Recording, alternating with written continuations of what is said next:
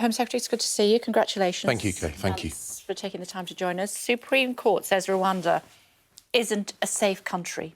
Can you, in all conscience, pass a law to say it is?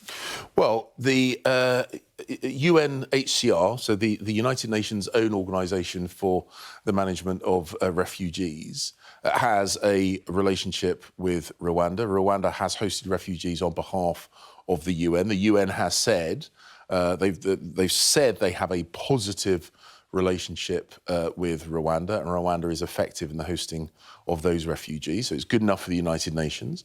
We have go into what the UNHCR does there. They basically train people to drive, learn them to teach them to drive or whatever, and then they bring them to other European countries. They don't leave them there, so you can't really use that as an example. But the point is, the UN have a good working relationship with Rwanda. We have a very professional working relationship with the Rwandan government. Obviously, the outcome yesterday was one that we knew could happen. We'd started doing some planning around what would happen if that was the verdict from the Supreme Court judges. We've been working on this for over a year. So we have a memorandum of understanding with the Rwandan government, which we're going to upgrade to a treaty, which is legally binding, to make sure we address the specific points.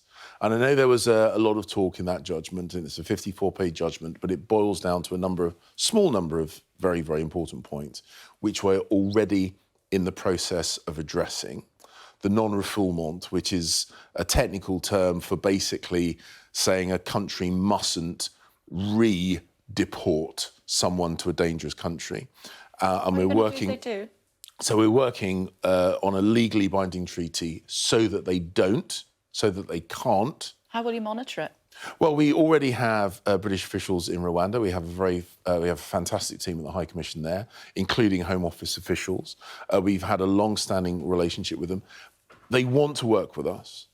They value the relationship they have with us. And the 140 million quid we've given them. Yeah, and look. And the point is, border control is not free, it's never been free, and whether you do it here in the UK or with partners internationally, it has never been free. But the point is, it is working, it is effective. Small boat numbers are down, returns to countries are up. We are bucking the trend compared with other countries around Europe. Shadow Home Secretary has gone on the record to say that you said to her that the government's Rwanda policy was batshit. Well, look, I don't recognise. I don't recognise that phrase. And the point that I've made, and the point I make at the dispatch box, is that the Rwanda scheme is an important part, but only a part of the range of responses we have to illegal migration. And that range of responses is working. The numbers are down compared with the rest of Europe, where the numbers are up. Why do we need to send people to Rwanda if the numbers are down? Because it is down important. By a third. They are down by the third. But we have promised to stop the boats. The Rwanda policy is an important part. It's only one part, but it is an important part. That isn't working. Of a series of plans which are working. And actually, But that part isn't working. No, funnily enough, it is. The deterrent effect of Rwanda is already having an effect in the thinking of the people smugglers. Because we interview people when they get here. We know that the Rwanda scheme is talked about amongst the people smugglers and about the people who would put their lives and money in the hands of those people smugglers. And we know it has a deterrent effect. Now, when those flights take off, it will have an even stronger deterrent effect. When's that going to happen? Well, look, we are Prime Minister working. Wouldn't say yesterday. Look, what I don't want to do is I don't want to pick a date where I can't give that degree of certainty. But what I can say is we've been working on this MOU, Memorandum of Understanding, for well over a year. It is ready pretty much now to turn into a treaty. That can be done within days, not weeks or months, days. The legislation can go through the House quickly, and I hope... Yeah, but what about the House of Lords? Well, the House of Lords should recognise that it is an absolute priority of the British people. And I think their lordships, they are thoughtful people. I think their lordships will recognise that the British people, particularly in the poorer communities, are the ones who are under most pressure from illegal migration. They should recognise that poor and vulnerable people around the world are being raped, sometimes murdered, robbed, by these people smugglers. There is nothing humane allowing this evil trade to continue. And I have no doubt their lordships would want to do everything that they can to break the business model of those people smugglers. And we stay within the ECHR, set up in 1951, to make sure that people are protected from torture, slavery and killing. What do you want to do about the ECHR? So I was looking at lunchtime yesterday. You said we're not going to leave, and then 3 hours later, the Prime Minister said we were going to. No, that's... But we might have to. So precision of language is key. That's why I corrected myself. Yeah, and look, you're absolutely right to do so. The point that we should make. Look, we helped set it up. It's one of these post-war institutions. We help set it up. But institutions sometimes need to reform. And when I was in my old job, Foreign Secretary, I gave a major speech on the need to reform those post-war institutions. And actually, this news got lost on Monday, because there's a lot going on Monday. But the Strasbourg court, the ECHR, actually changed some of its procedures as a direct response of the UK's call to do so on this very issue. It got lost in the reshuffle news. But the point is that we listened to the Supreme Court judgment. We're not mixing up the ECHR and the European Convention, are we? No. Separate things. Yeah.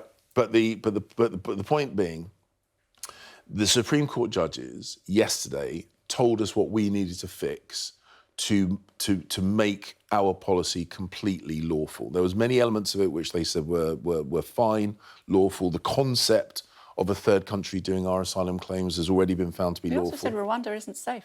But the judgment is very specific. The judgment was very specific about non-refoulement, and we are addressing the judgment. That is the point of law. I want to go back to the ECHR, if I may. I mean, the only countries that have ever left are because of coups and war. Why would we leave? Well, look, again, we don't think we're going to need to. We don't think that is a point that will come up. So we're not going to. Because a couple of things. Firstly, we're dealing with the specific points that the lordships made in the Supreme Court judgment. Point one. Point two. We have already seen that the ECHR is willing to reform because of the work that we're doing. But the Prime Minister is clear. We are not going to be deterred from doing the right thing. And the right thing is protecting our borders, protecting those communities who are most under pressure through illegal migration, protecting the illegal migrants themselves, because we have safe and legal routes. We want people to use those and not put themselves in the hands of these people smugglers. I was reading a book, actually, that a lady had written about Rwanda, and she said that it was seen as a Switzerland of East Africa, but its underbelly is anything but. Well, I don't know the specific quote. There you go. And I will.